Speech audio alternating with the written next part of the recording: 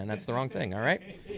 Leave it all in. Boring Super Bowl in 5, 4, 3, 2, 1. And the Seattle Seahawks have won Super Bowl 60. This has got to be the most boring Super Bowl I've ever seen. Super Bowl 60, more like Super Bowl snooze fest, okay? Hands down the most boring Super Bowl I've ever watched. This is deadass the worst Super Bowl I've ever seen. I thought I was gonna lose my mind. I'd rather watch paint dry than this Super Bowl. Up until the fourth quarter, this game was an absolute snooze fest. Whoa. That game was the most boring Super Bowl I've seen in a minute. When a kicker puts up 17, well, that shit's a no from me. Boring ass Super Bowl. It's punt after punt after punt after field goal. We saw no touchdowns until the fourth. Don't be fooled by the final score. At least Bad Bunny did his thing, and at least the Pats didn't win another ring at this Super Bowl. I was so bored though, watching this Super Bowl. This was such an awful Super Bowl, I'm not gonna lie. I was so bored. This was so boring. It was terrible. Yeah, sometimes we get bad ones. It's been a minute since, I guess Mahomes has played in a couple of bad ones. Last year was bad. Where they got throttled a couple of times, but it was still Mahomes in the middle of it, and Mahomes losing is the biggest story in the sport. We had a great run of like 3 consecutive good ones. Yeah. Well, but this is what happens, okay? And this is a little bit surprising to me that Zaslow would dare say Sam Darnold has a fair chance to make the Hall of Fame. I'm just going to give you the stats of his first 5 seasons, okay? 56 games, 55 interceptions, 35 fumbles. Like, that's how much can change with this kind of run, where Zaslow said something that's laughable. Like, this is not a Hall of Fame quarterback under any circumstances, even if his next 10 seasons look like this one, because he led the league in turnovers. And he's not likely to go on a Tom Brady run of being in the Super Bowl every year and winning 7 of them in the 11 times that he goes or the 10 times that he goes, because he's Sam Darnold.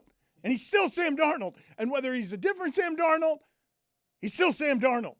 And those numbers, 56 games, 55 interceptions, 35 fumbles, cannot be allowed in the Hall of Fame.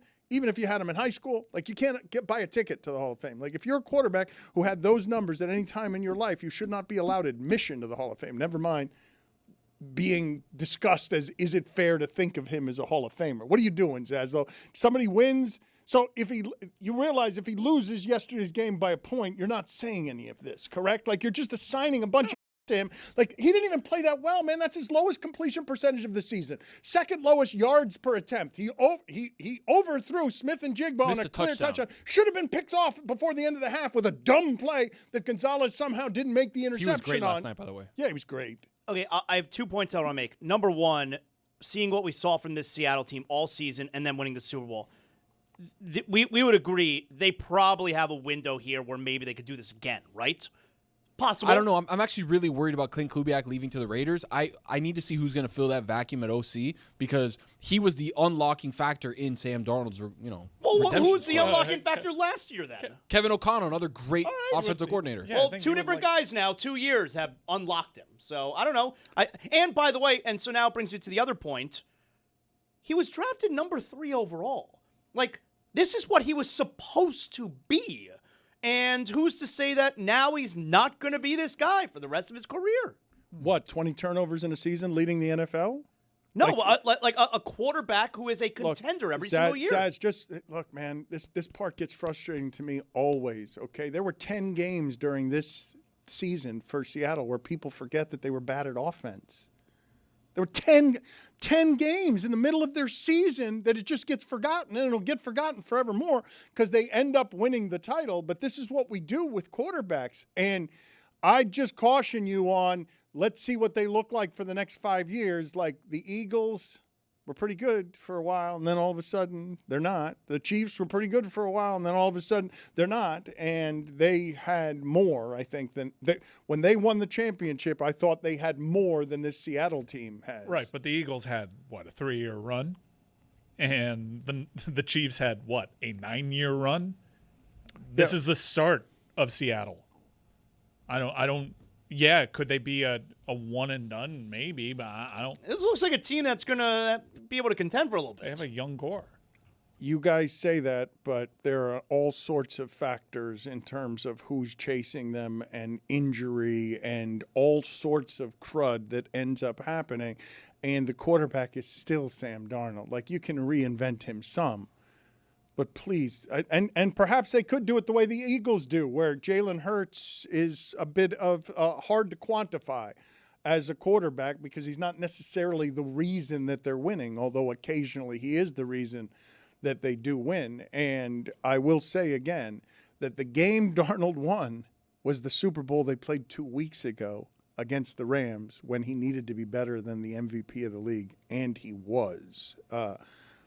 What happened in that game and in their games against the Rams this season is the difference between them being a 1 seed and a 5 seed. Like, that's a 2-point conversion is the difference between them having to go on the road for all three of their playoff games. And the most improbable, like, you can't even do that if you tried 1,000 times. Where the ball hits the helmet, goes forward, then Charbonnet picks it up inside of the end zone for the 2-point conversion. Like, that would be in a movie, and you'd be like, "Oh, this is kind of bull."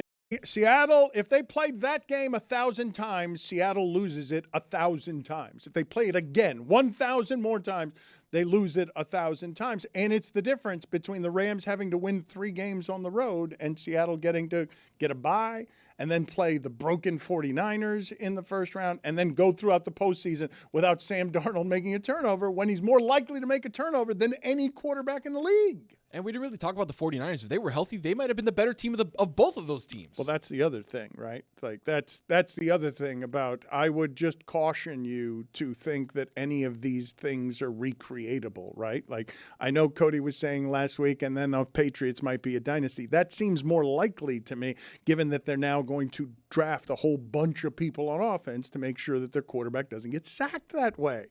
Because their quarterback is better than Seattle's quarterback. I'm looking at the recent history of the Super Bowl, like 30 years. The only time like a Super Bowl winner has dropped off completely is when they've had either Manning or Brady retire on them. Usually if you win the Super Bowl, you're around for a while. Like, maybe you don't win another one. The Saints won a Super Bowl, were in the conversation, lost plenty of playoff games as favorites, but they didn't go away. Yeah, but they had Drew Brees. Like, Brad Johnson's team doesn't stay there. This would be what I'm saying for you to talk about this scenario in which Sam Darnold is maybe not this potential Hall of Fame trajectory guy. They would have to do something pretty unprecedented, which is go the way of like certain Super Bowl losers, like the San Diego Chargers, like the Cincinnati Bengals of Joe Burrow, who have gone away recently. It doesn't really happen. The Carolina Panthers of Jake Delhomme, they went away. The Cam Newton Carolina Panthers, they went away. Falcons and Matt Ryan. Yeah, it doesn't really happen to the winners. I mean, it did happen to Trent Dilfer, right? Like, Baltimore never won. Baltimore did win again with Joe Flacco. Okay. And Ray Lewis was on that team that won. Okay. Trent Dilfer is the category that I'm putting Sam Darnold in. Right, but Baltimore was never not bad. Fair. Baltimore wasn't bad. Yeah, but never bad is not the same as winning it all the time. Like, only one team they were gets in the conversation. They were in AFC championship games. Like, they didn't go away. And you think Dilfer and Darnold are in the same conversation? I don't. I shouldn't do that, but I'm just doing the reasons that I'm doing all the other times I've seen a team win, not because of its quarterback. Like, that game yesterday was not won because of Sam Darnold. It wasn't. It's just not. Like, they gave Kenneth Walker the MVP, and it wasn't won because of him either. Like, they won because the defense was strong, and to that degree, Ray Lewis and what you're talking about with those Ravens, they got Joe Flacco and they won once. I'm not as convinced as the rest of you are that this Seattle thing is here to stay, given that it would have been very easy for them to lose a first-round playoff game on the road as a 5 seed because it almost happened to the Rams. In the Rams Super Bowl against the Patriots, Brady really wasn't spectacular in that Super Bowl. 13-3 they won. He threw for 260 yards and a pick, but nothing really spectacular. That defense was really good in shutting down whatever McVay wanted to do. So it's like that's the last time I can think of a really good defense kind of propping up a quarterback. It could be the Nick Foles thing, where Nick Foles wins a Super Bowl with the Eagles. They take a slight step back, but a lot of those guys are still on the team, and they make it to a Super Bowl with a different quarterback, and then they eventually win it. You know Sam Darnold's full name is not Samuel. It's just Sam. It's just not Samson? It's just Sam. Amin is ready for us, but before we get to Amin and his weekend observations, why is it that our friend Stan Van Gundy is somebody that has been at the centerpiece of your conversations lately? If you haven't watched Stan, he's doing great work on Amazon. He's also very skinny now. Stan Van Gundy has lost a ton of weight and is doing exceptional work for Amazon. Why is it? Why were you talking about him earlier? Oh, my God. I was talking about him because he's doing a broadcast, and they're at the free throw line. This is Ron Holland from the Pistons, and it's just a normal broadcast, and it's Stan Van Gundy doing the kind of analysis that I need done with my basketball. McDonald's All-America in 2023, won 2 state titles in high school. Well, I went to McDonald's yesterday. I mean, just that is the kind of analysis that I need. Because that's what I thought about when you say McDonald's All-American. I'm in my brain assessing the last time I had. What McDonald's. if I say Mike McDonald? Is that what you also do when I say Mike? No, he's lowercase d. When I say Mike McDonald's offense or when I say Mike McDonald's defense, do you also think not as much with McDonald's All-American? Because McDonald's All-American, I know that is that McDonald's that you're talking about. We ordered a quarter pounder with cheese on home. Where is Jeremy? He's still working on his parody songs. Let's go ahead and do Amin's weekend observations. It is time for Amin to share his game notes. No one in the media will tell you what happened better than my boy. Amin. Miller Lite. Legendary moments start with a light. Dan, there are 3 types of people in this world. Super Bowl halftime people, Super Bowl commercial people. Me, I'm a Super Bowl halftime kind of guy. Could I get that Miller Lite read one more time? Read it one. It was so good. Just read it one more good. time. Weekend Observations is brought to you by Miller Lite. Legendary moments start with a light. Weekend Observations is brought to you by Miller Lite. Legendary moments start with a light. Dan, there are 3 types of people in this world. Super Bowl halftime people and Super Bowl commercial people. Me, I'm a Super Bowl halftime kind of guy. You did mention that. Who's the third kind? Thank you, Chris. People in the Epstein files. Stugotz was right. Super Bowl Saturday. Because today was Toilet Bowl Monday. It hurts, right? Holy man. Everybody. I have been dumping nonstop this morning. I cannot get enough matter out of me. Okay. Hey. Hard on a work day. Well, next year we get President's Day, right? Is it? We're going to have to work, Yeah, though. I think we're going to have to work, but I think next year is the start of it actually being a holiday. Ooh, how about that? All right.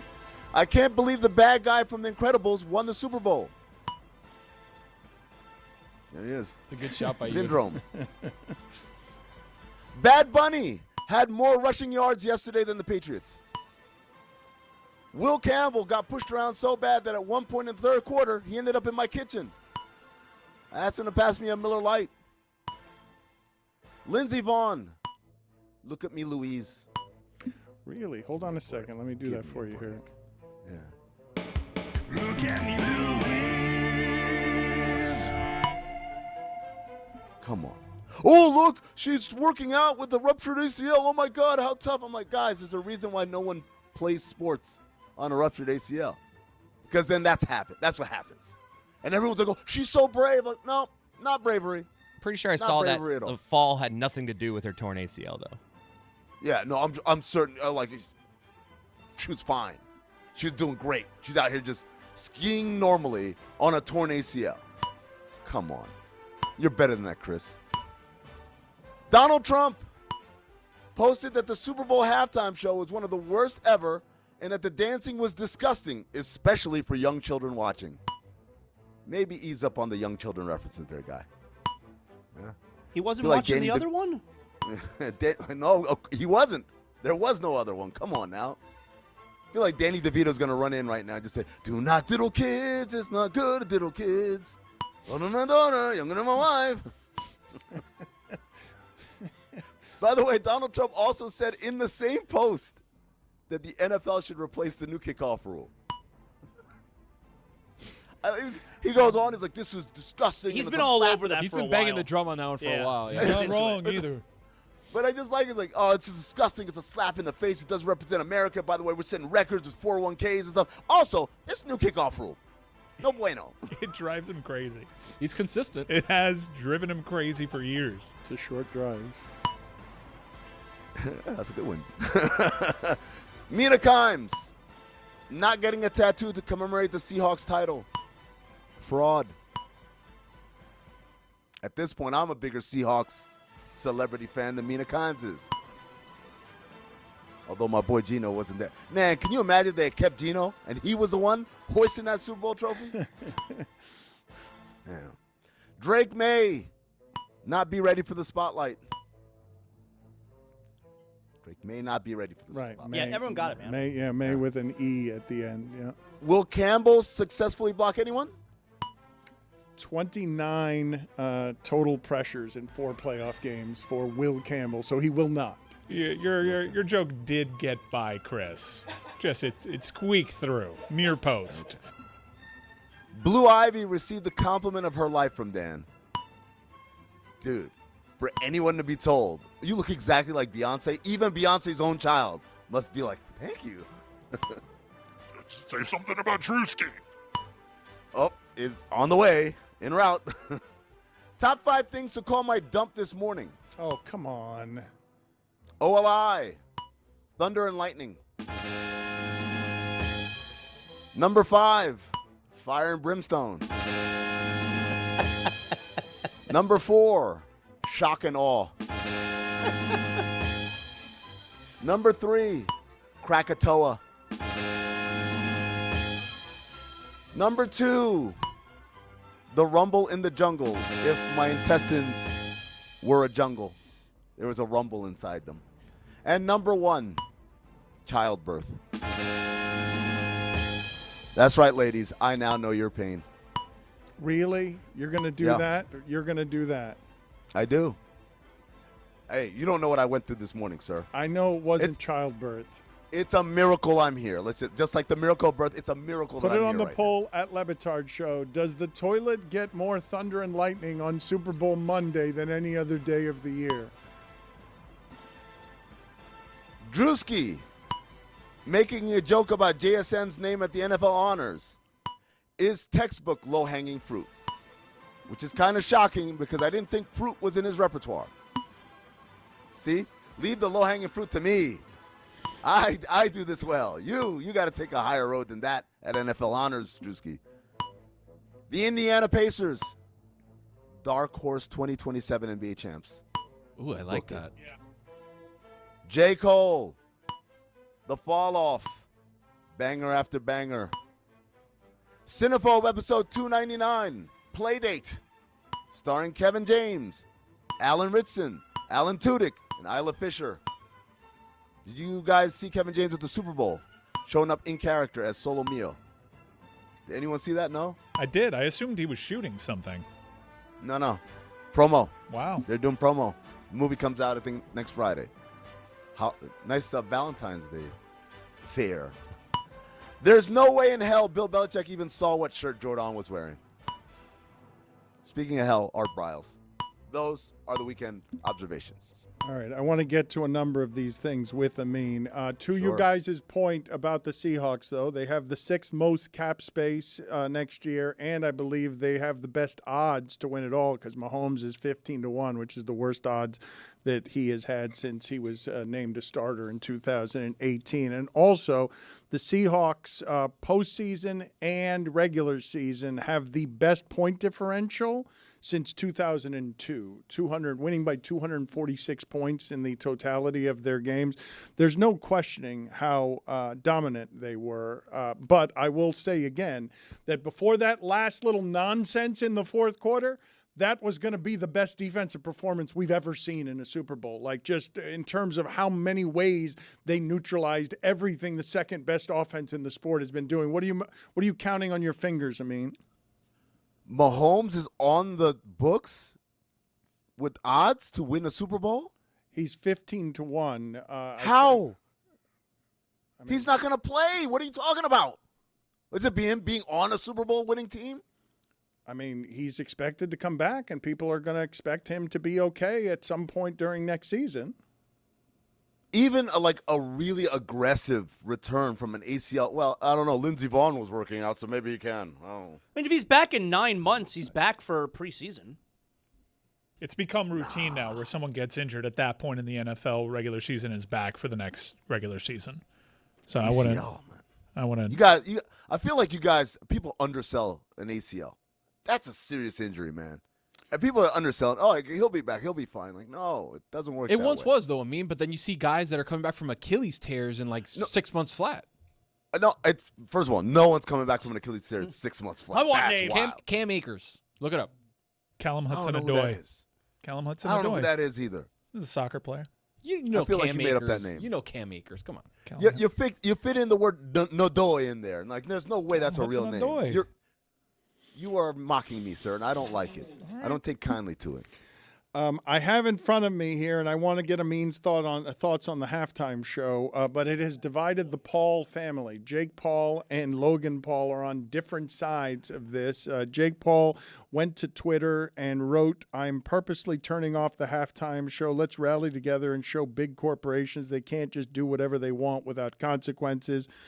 Which equals viewership for them. You are their benefit. Realize you have power. Turn off the halftime. A fake American citizen performing who publicly hates America. I cannot support that. And then Logan Paul says back, "I love my brother, but I don't agree with this. Puerto Ricans are American, and I'm happy they were given the opportunity to showcase the talent that comes from the island." I mean, what have you seen in terms of reactions here? And is it just this clearly, I'm going to say racist. I can't say xenophobic because Puerto Rico it's is racist. it's but racist. I'm not saying xenophobic because Puerto Rico is the United States, but it's behaving as if it identifies as xenophobic.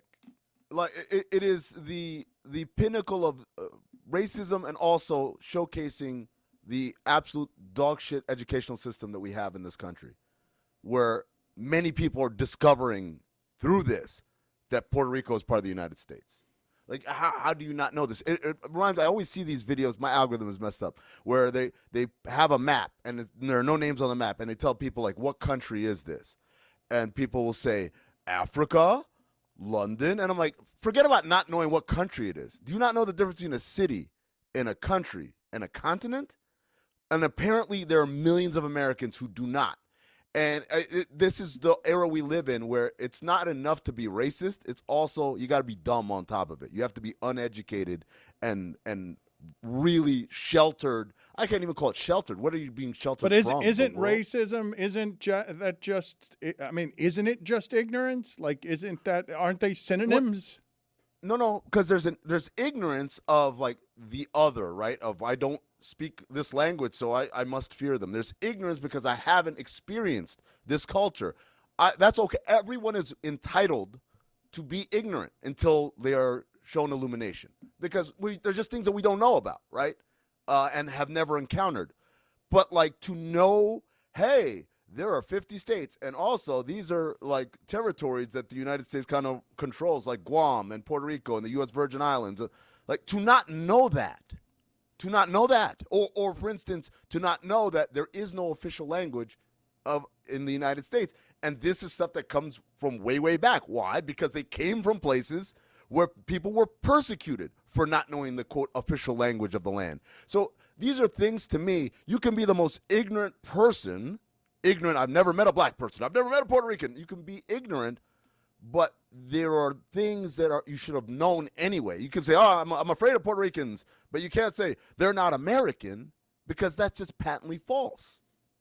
I know the Pauls are involved in WWE and Could be wrestling something and all going that on stuff. here. Is there like a bit of like a Oh, heel WrestleMania's setup? in 2 months. Is there a situation where we could see the Paul brothers versus Benito in a massive, like, what would be a bigger draw than those two sides? Logan Paul is the all-time greatest celebrity turned pro wrestler, and Bob Bunny is really good as well. So this is maybe Logan Paul wanting a future match with Bad Bunny and just being like, ooh, that was not me. I don't agree with my brother. There were credible reports over the weekend that Bad Bunny was going to be returning to WWE sooner rather than later. Was it the quote? Guys, you're not picking up the breadcrumbs here. Come on now. It's not Logan Paul versus Bad Bunny. It's Logan Paul with Bad Bunny versus Jake Paul and whoever the most racist guy in the WWE. There's a lot to pick from. That's the 2-on-2 that you want right there, fighting for the side of good versus dumbasses.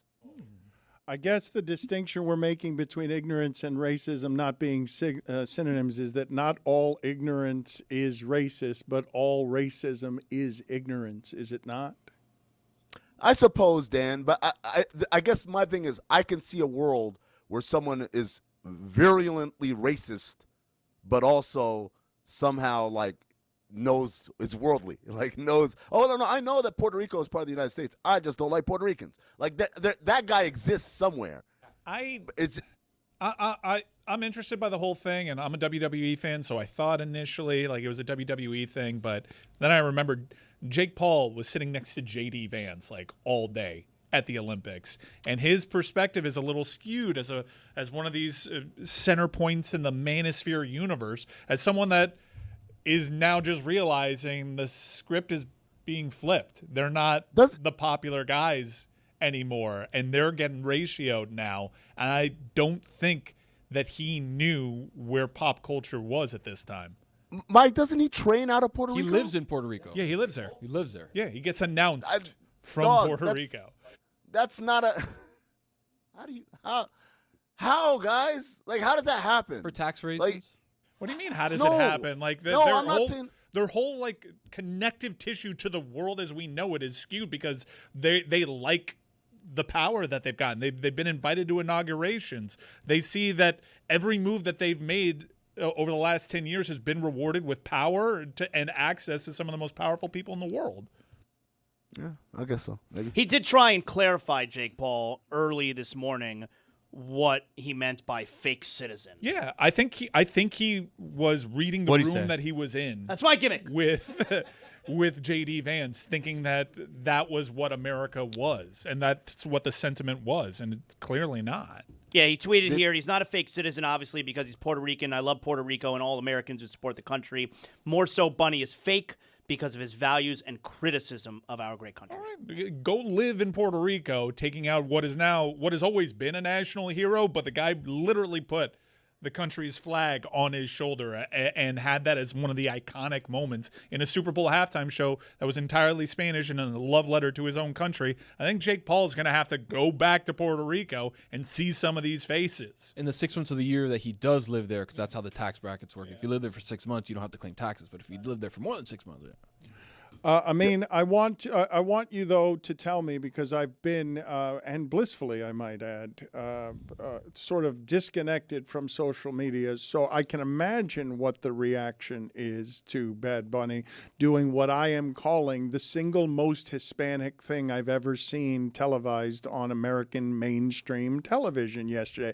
It was obviously, artfully, and proudly a showing of his cultural heritage in a way that had to be moving to people who have not only overcome a hurricane-ravaged electricity blackout, but also had to endure during the election cycle. Tony Hinchcliffe getting up at the Republican National Convention and saying that Puerto Rico is just a trash island. To see that moment happen for Puerto Rico was, to me, a moving thing, and a simple, non-polarizing celebration of heritage. Now, it can only be polarizing because all that was a party. All that was is, look at how Hispanic we are, and the only objection to it can be, I don't like how Hispanic they are.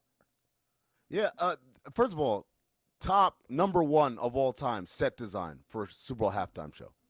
It was incredible, right? Like him going through the tall grass and the little bodega and all that stuff. It was incredible. I felt transported. It didn't feel like we were at the Super Bowl. It felt like we were in a music video being shot.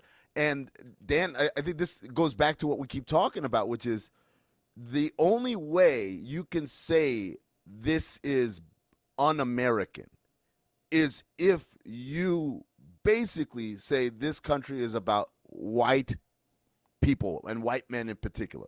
And anything that is a divergence from that becomes un-American, which, again, flies in the face of why this country was created to begin with. Like the ideals of a melting pot, the ideals of like, hey, we're not going to be like these other places that have an official language and an official religion, right? We're going to be a place that is welcoming and open and tolerant for people to practice whatever they practice and speak whatever they speak. And to reject that is, to me, the most anti-American thing you can do. I mean, let me get your thoughts on something I brought up earlier in the show in regards to the NBA. So I'm being serious when I brought this up about the Utah Jazz. You saw what happened on Saturday night where the Jazz were playing a normal game at the Orlando Magic. Yeah. Lauri Markkanen, Jaren Jackson Jr., they're both having great games. And the Jazz are ahead going into the fourth quarter. And then Will Hardy sits all of his starters, except Ace Bailey, sits all of his starters, including Jackson and Markkanen, doesn't play them a minute in the fourth quarter. Yeah. And obviously we understand the MO there. We understand what's going on. Amin, that's point shaving. Like there's a strategic decision being made in-game to stop winning, and I'm making moves in order for us to lose now. How is that not point shaving? Yeah, it's not strategic. What happened was they said something about his mama, and then he's like, you know what? You guys don't get to play anymore, and he benched them. And then at the end of the game, they apologized. So next game, they'll start again. But I have a feeling somewhere in around the third quarter, if they're up again, they're going to say something about Will Hardy's mama, and then he'll get angry. It's not, you guys are benched. But it's not point shaving. It can plausibly be argued that it's not point shaving because you're just putting in worse starters, but they're still trying. They're not actively trying to lose. Dan, they are. The players are not actively trying to lose. That's what I mean. Will Hardy and the organization are actively trying to lose. This is the part where when you welcome gambling as a function of your sport, the way we have in American sports, meaning that it's fully integrated and there's cash being infused, there are certain activities that in a prior period you don't look twice at, now are offensive. And Zaz is absolutely right.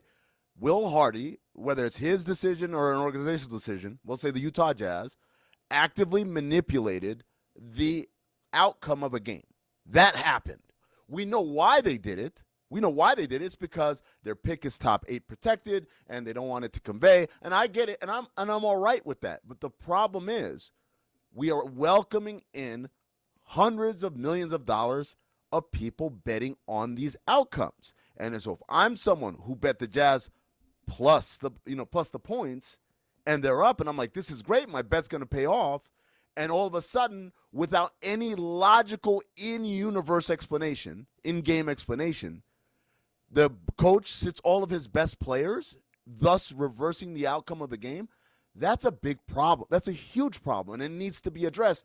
But again, this is like one on a long list of things that Adam Silver has not had a tight rein on. We had our scorned lover type of emotional reaction, Giannis and his prediction market partnership. But the timing on it was curious, and I'm interested to hear your thoughts on it. Yeah, a lot of people are like, oh, the league has to step in. I'm like, doesn't the government have to step in? Right? If I said, oh, man, if Tide sucks. Oh, my God, I can't stand Tide detergent. And then all of a sudden it comes out that, I'm the CEO of Tide, but I've sold all my stock, right? Like it doesn't, that's crazy. This is insider trading pretty much. He manipulated a futures market of some sort. Now the problem is Kalshi and what's the other one called Polymarket, they're not regulated at all. DraftKings and FanDuel and Fanatics, they all have to be basically within the rules and regulations of American law. These places don't, and they get to do whatever. and they can advertise for it freely over American Airways. If I'm DraftKings or any of these other gambling houses, I'm super pissed because these guys get to play without following any of the rules that the rest of us have to follow, one. And two, what they're doing there is a very great example of unregulated behavior where you can have someone be at the center, dare I say, manipulate the news in order to be able to profit from it. That's just crazy. Amin, good talking to you. Thank you for stopping by. We appreciate it. Jeremy, what are your thoughts here on the song that you have produced? How do you feel about it? Obviously, we rushed you. We made you do it very, very quickly. I did my best. Okay, that's not a ringing endorsement It's great. for whatever is next here. Shout out Miller Lite. All right, let's see what we have here. As Jeremy says, it's not so hard to do a cover commercial.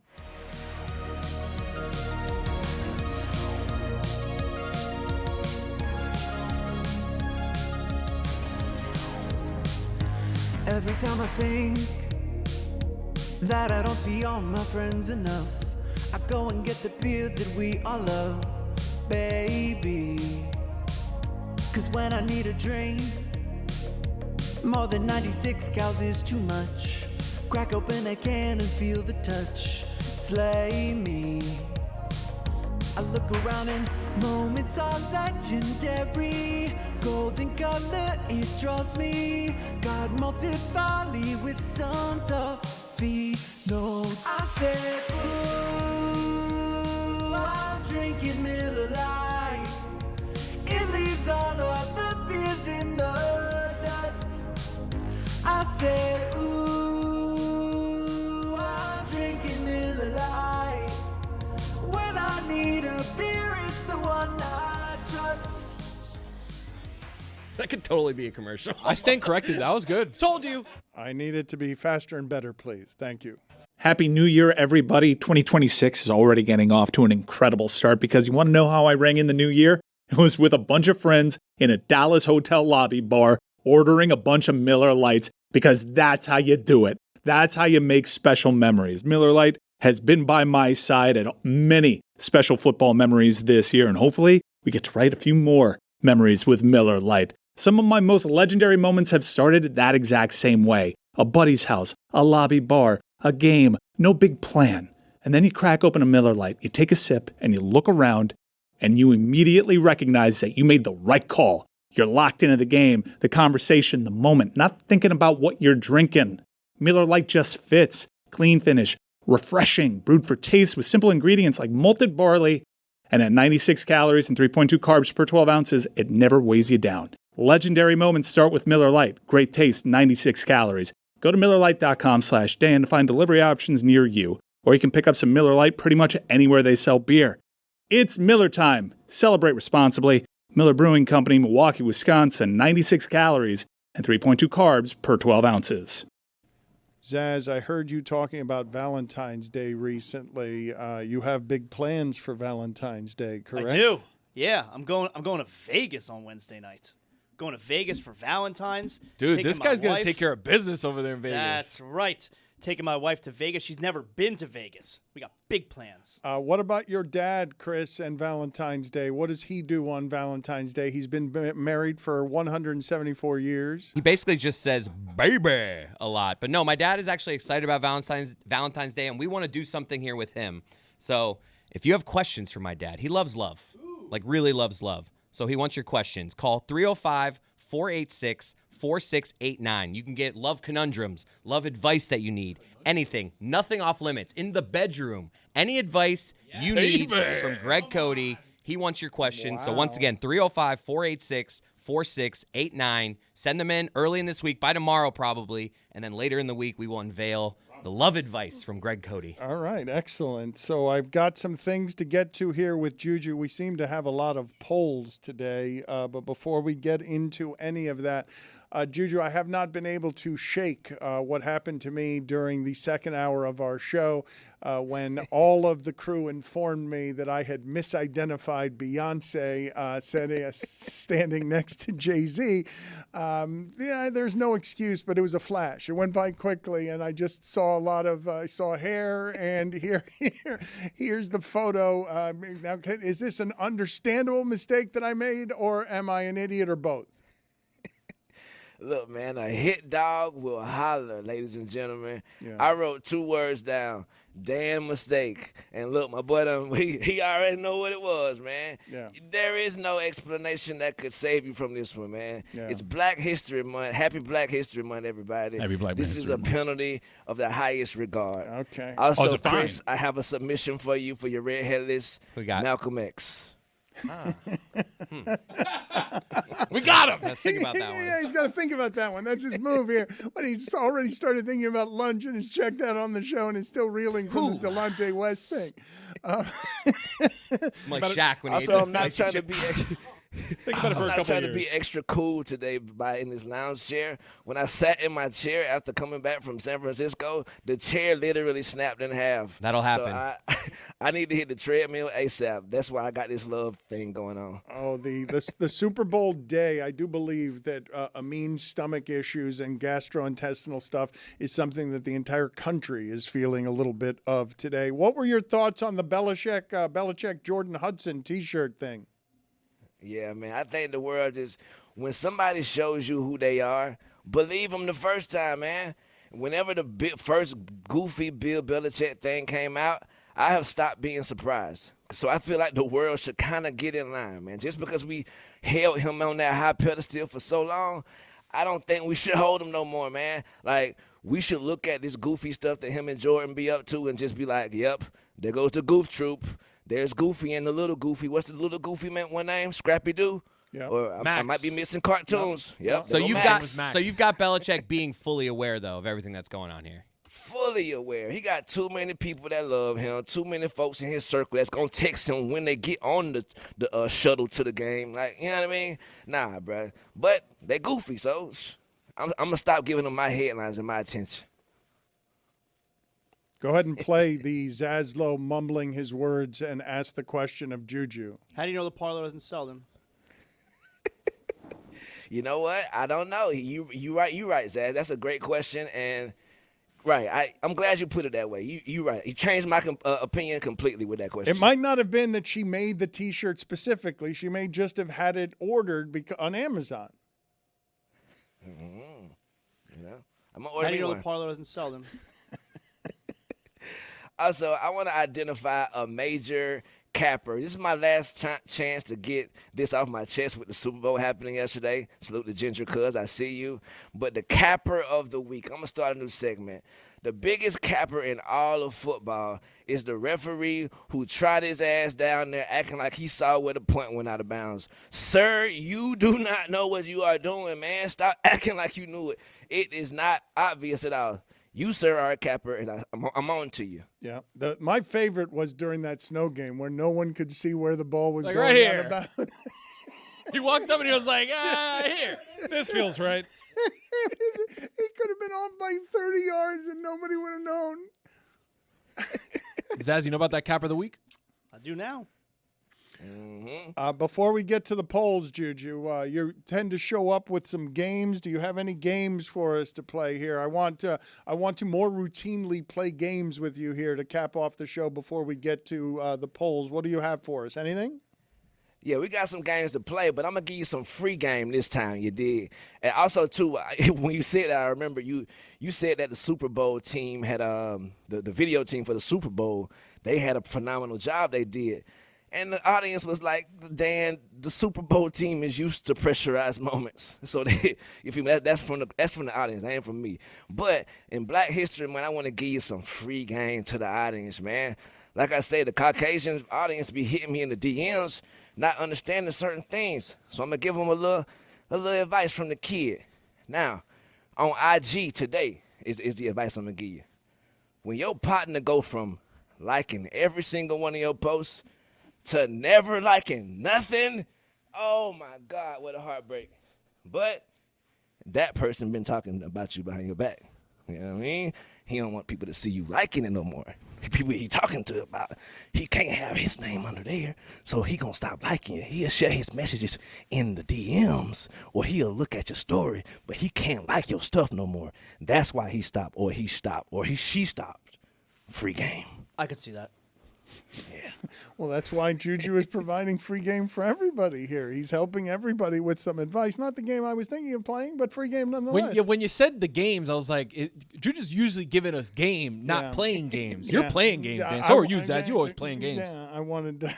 What are you? You're nodding. He calls you a sucker. You're nodding. No, I'm still nodding at what Juju said.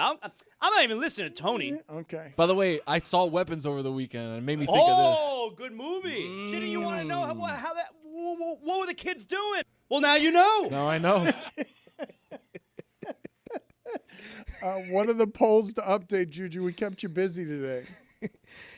Is it always funny when people fall off something?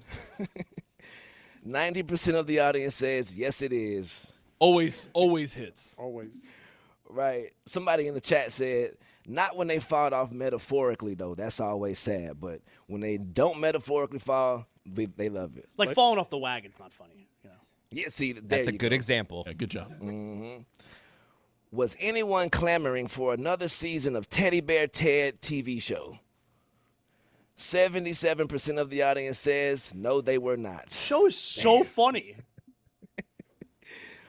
What was Lady Gaga doing there? 72% of the audience says yes. Oh, no way. Wow. I mean, wow. That was me. I was like, what is she doing there? More famous, Jay-Z or Beyonce? Big one.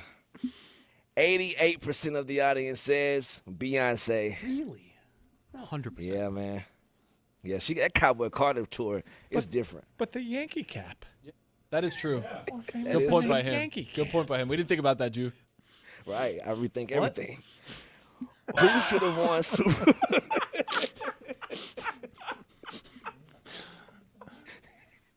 Who should have won Super Bowl MVP? Kenny Walker, the GM, the defense, or the kickers? I only get 4 slots.